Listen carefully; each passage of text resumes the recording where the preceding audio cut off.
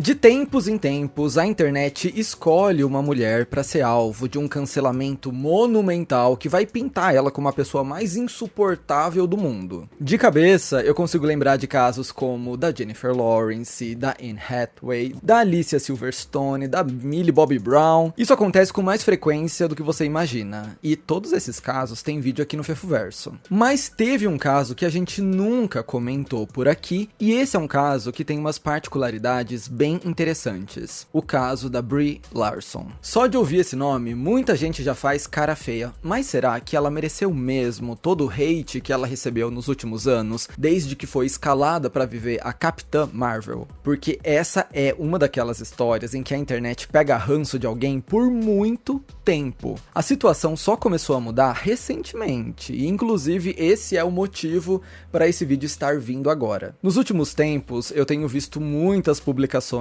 sobre a escalação da Brie Larson como a dubladora da Rosalina, na nova animação de Super Mario Galaxy. E nessas publicações, as pessoas dizem coisas como: "Uou, ela melhorou demais, finalmente ela se tornou gostável de novo". E isso me fez pensar sobre tudo o que aconteceu com ela nesses últimos anos de internet. Afinal, por que todo mundo odiou a Brie Larson? Vem comigo, porque eu vou te contar a história completa, com fatos e opiniões, minhas no caso. Então vem comigo porque você vai sair desse vídeo a par de tudo. Só não esquece de deixar aquele like, de se inscrever se você for novo por aqui. Aqui no Fefuverso a gente fala sobre tudo que envolve cultura pop, então se você é apaixonado por esse mundo, aqui você encontrou o seu lugar, encontrou a sua comunidade e você é muito bem-vindo. E se você puder me seguir nas redes sociais, eu vou ficar muito feliz também. Para começo de conversa, vamos entender como a Brie Larson chegou em Hollywood. A atriz, na verdade, nasceu Brienne Sidoni de Sauniers, nome que eu provavelmente pronunciei errado, e esse foi o exato motivo dela decidir adotar o Larson como nome artístico. Ela estava cansada de as pessoas não conseguirem pronunciar o seu nome, e ela pegou o sobrenome de uma boneca vendida nos Estados Unidos, chamada Kirsten Larson, e aí o resto é história. Apesar do nome francês, a Brie nasceu na Califórnia no final da década de 80, e desde pequena ela já demonstrava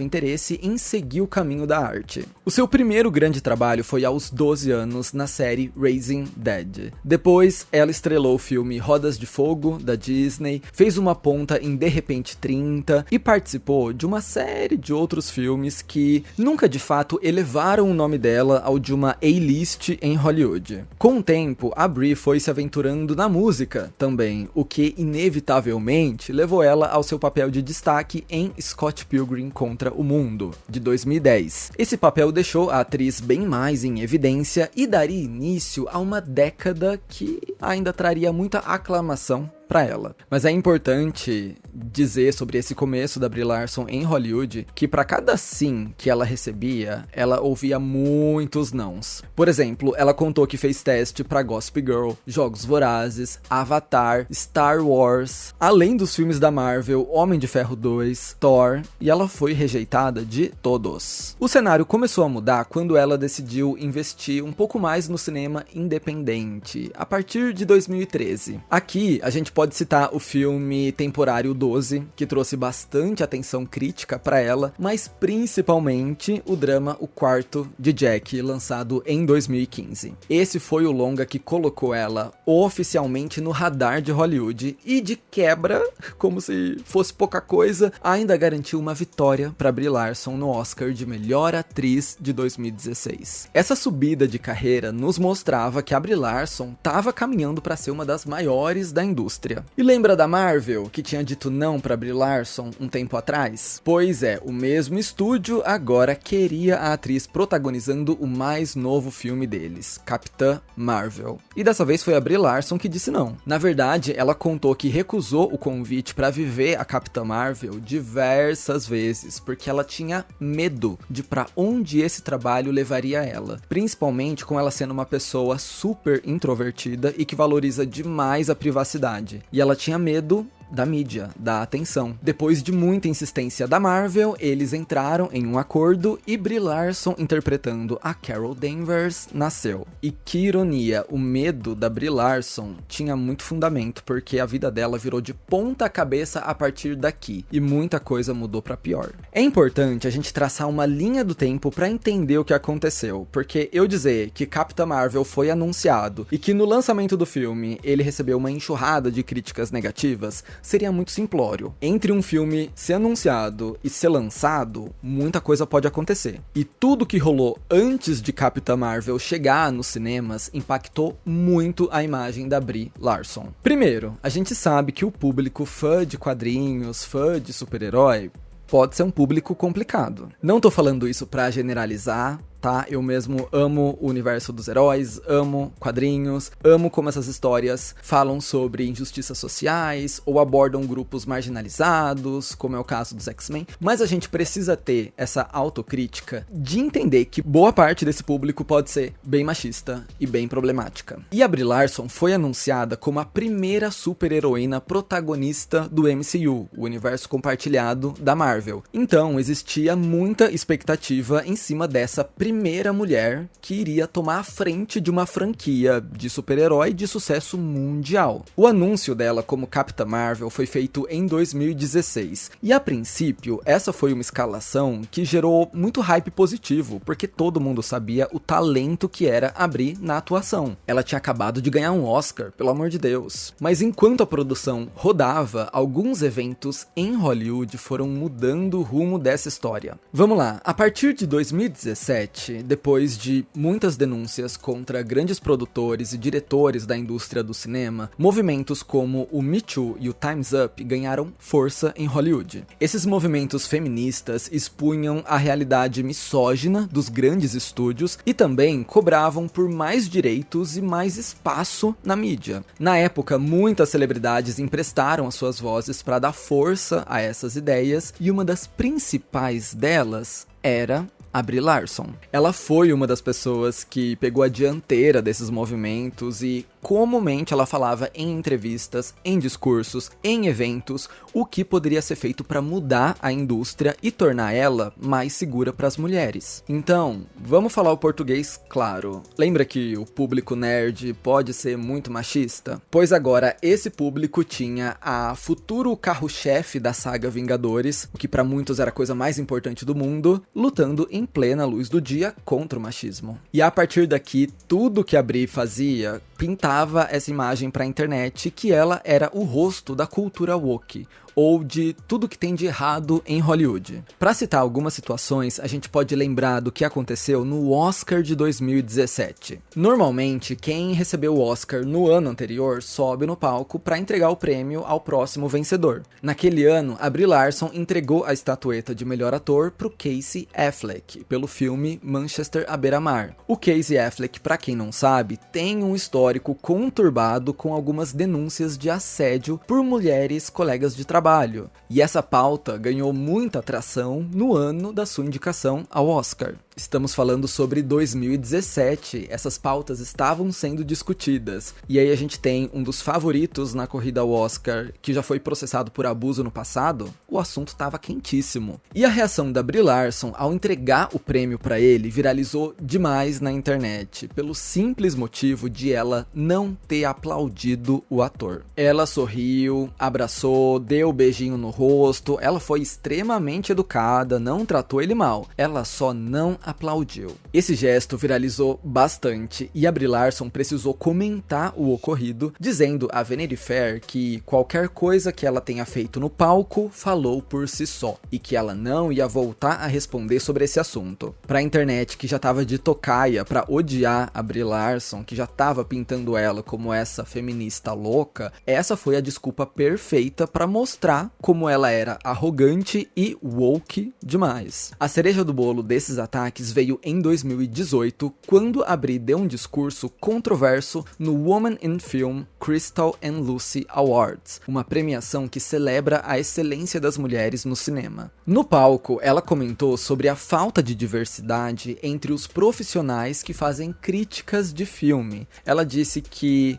Se todas as críticas vêm de uma mesma bolha de pessoas, isso vai impactar a forma como aquelas histórias são compreendidas. Abre aspas. Estou dizendo que odeio homens brancos? Não, não estou. O que estou dizendo é que, se você faz um filme que é uma carta de amor a uma mulher negra, há uma chance absurdamente baixa de que uma mulher negra tenha a oportunidade de ver seu filme e avaliá-lo. É péssimo que as críticas importem, mas elas importam. Estamos nos expandindo para fazer filmes que reflitam as pessoas que compram os ingressos de cinema. Eu não preciso que um cara branco de 40 anos me diga o que não funcionou para ele em uma dobra no tempo. Não foi feito para ele. E o fato da Bri ter dito no seu discurso 2, 3 vezes que não, eu não odeio homens brancos, eu não odeio homens velhos brancos, mas tomou a internet dos Estados Unidos como um furacão. Agora tinha ficado claro para aquele público que já não gostava dela que ela era aquele estereótipo da mulher feminista que se acha melhor que os homens e que tem que tirar os homens da sociedade porque odeia homens, aquela história toda. E se já havia uma rejeição para ela antes disso, imagina depois. Como resposta, houve uma chuva de críticas na página de Capitã Marvel no Rotten Tomatoes, derrubando a taxa de aprovação do filme para apenas 45%, o que é bem ruim. É símbolozinho de pipoca derramada, público descontente, galera indo embora. O problema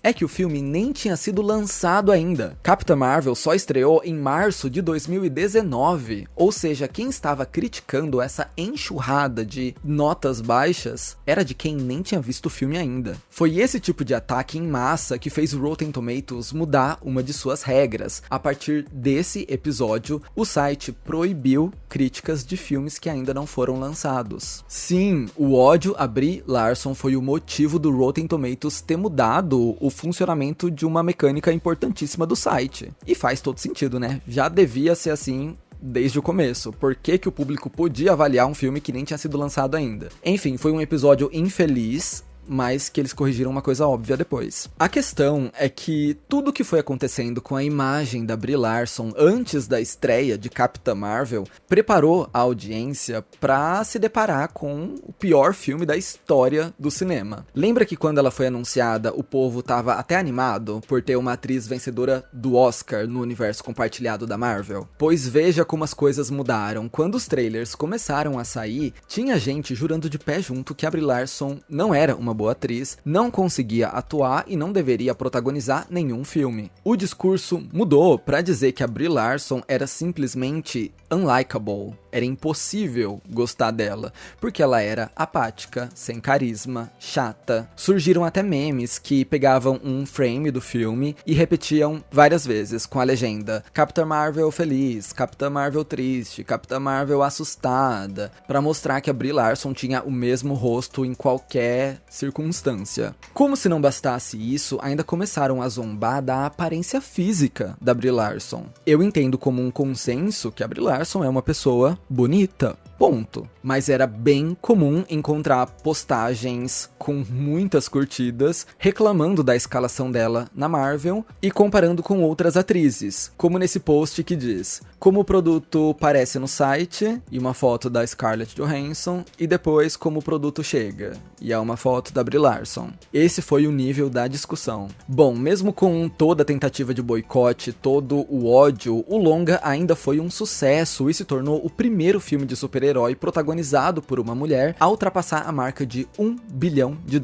em bilheteria. Eu acho que se esse tivesse sido um projeto pontual, se a Brie Larson tivesse seguido para outros trabalhos, a vida seguiria, sabe? A gente falaria sobre o que aconteceu nesse episódio de Capitã Marvel, a gente revisitaria esse assunto sim, mas a vida seguiria. O problema é que, por contrato, a gente veria a Capitã Marvel em mais alguns filmes, ou seja, a Brie Larson ia continuar aparecendo para um público que já detestava ela. Durante as promoções de Vingadores Ultimato, ainda em 2019, a Brie enfrentou uma segunda onda de ódio, mas agora o centro da polêmica passou a ser a postura dela em entrevistas com o elenco. Essa parte da história me pega muito, porque, gente, era uma tragédia anunciada. Eles Eles estavam colocando ela pra dialogar com um público que já não gostava dela, com ela já desconfortável, contudo a um passo de dar errado, e normalmente dava, até nas coisas mais triviais. Por exemplo, perguntavam: quem você acha que é o personagem mais forte da Marvel?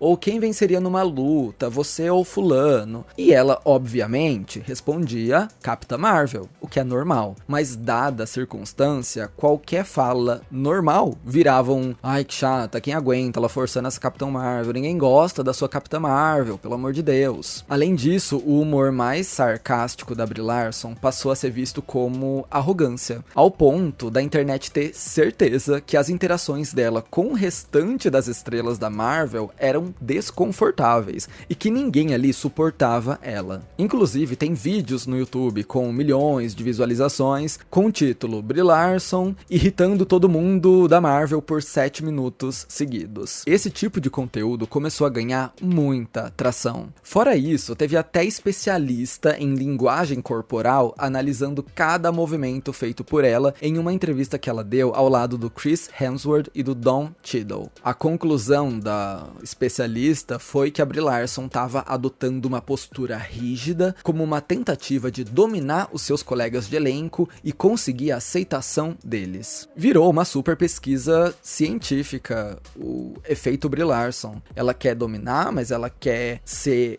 aprovada pelos colegas homens. É aquela máxima de que tudo que a mulher faz é lido sob uma ótica masculina. Então, se ela faz X, é porque ela quer agradar homens. Se ela faz Y, é porque ela quer repelir homens. Como se uma mulher não pudesse só existir, ela não pudesse só ser, ela não pudesse só ter uma personalidade. Tudo que ela faz, toda a interação, todo o comportamento precisa ser lido sob a perspectiva de: ok, o que ela quer imprimir nos homens? Ela quer ser gostada, ela quer mostrar dominância, ela quer ser um dos bros, ela quer ser pick me, me escolha. Tudo. É uma linha de pensamento que comumente afeta muitas atrizes em Hollywood. Eu falei sobre isso no meu vídeo da Jennifer Lawrence. Sobre esse comportamento dela, rígido, pauta de especialista em linguagem corporal, o próprio Don negou os boatos, respondendo no Twitter da seguinte forma: isso é uma das coisas mais engraçadas que eu já ouvi. A postura rígida era porque a Brie estava tentando manter o rabo de cavalo intacto, porque o cabeleireiro dela não parava de entrar e arrumar. Às vezes a explicação é muito mais simples, né? Outro trecho que viralizou bastante foi quando a Brie disse que fazia as próprias cenas de ação. E o Chris Hemsworth disse: uou, você quer ser o Tom Cruise? E ela cortou ele rapidamente dizendo: não vou ser o próximo Tom Cruise, eu vou ser a primeira eu. O que aumentou essas teorias de que, na verdade, eles não se davam tão bem assim. Eu, sinceramente, não sei dizer. Não conheço essas pessoas. Eu acho que a Brie Larson tem um humor sarcástico que nem sempre traduzia bem pra câmera. Em algumas entrevistas, de fato, ela parece meio de saco cheio. E eles também. Mas eu tento levar em consideração: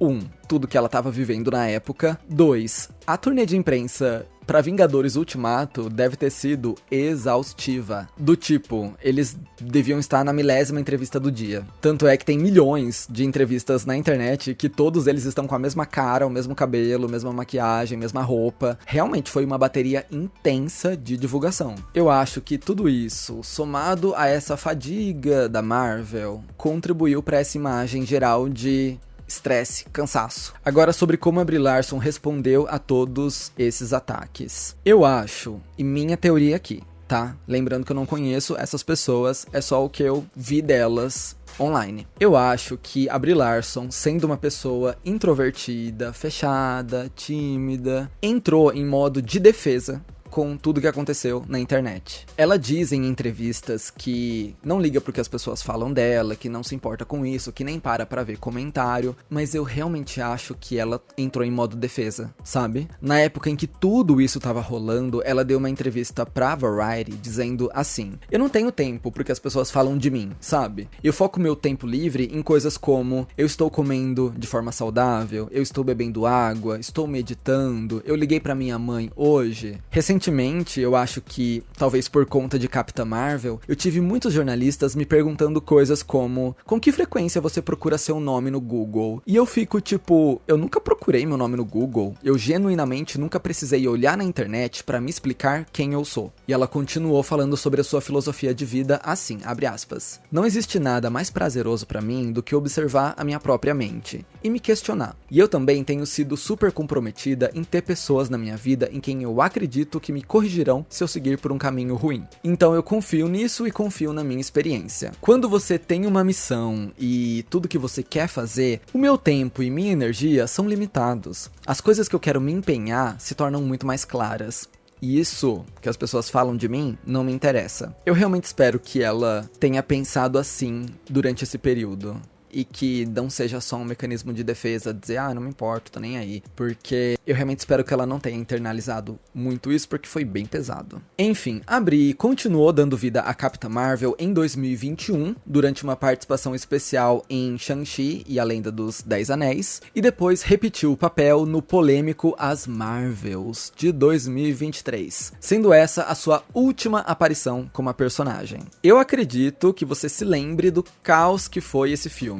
Gente, depois de tudo que eu falei, da bagunça que aconteceu ano após ano, todo mundo já esperava a derrapada de um filme como As Marvels. A internet comprou um ranço da Brie Larson em 2017. Estamos em 2023 e ainda vamos viver mais um filme protagonizado pela Capitã Marvel, numa época em que o público já tá saturadíssimo da Marvel, um filme só com protagonistas femininas que o público nerd não abraça. Era a fórmula do desastre mais uma vez. As Marvels terminou a sua temporada nos cinemas como a pior bilheteria da história do universo cinematográfico da Marvel, fazendo menos milhões que o Incrível Hulk de 2008. Os cofres da Disney ficaram em prejuízo com esse projeto. Foi realmente muito triste, porque tinha gente torcendo pro filme fracassar.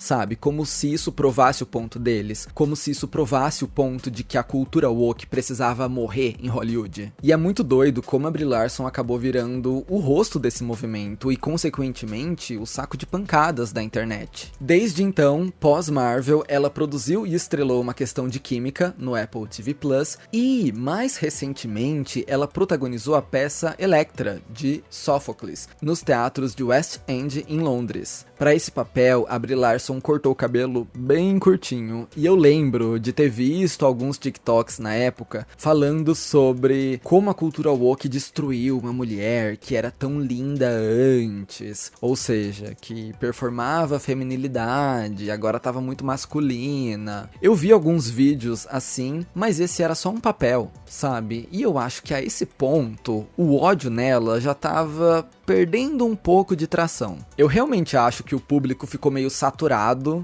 de odiar a Brie Larson e passou para novas figuras. Agora ela volta às telonas fazendo a voz original da Rosalina no filme Super Mario Galaxy. E diferente da turnê de imprensa dos filmes da Marvel, essa tem sido bem mais tranquila. Na verdade, esse novo filme tem apresentado um arco de redenção para a imagem da Brie Larson.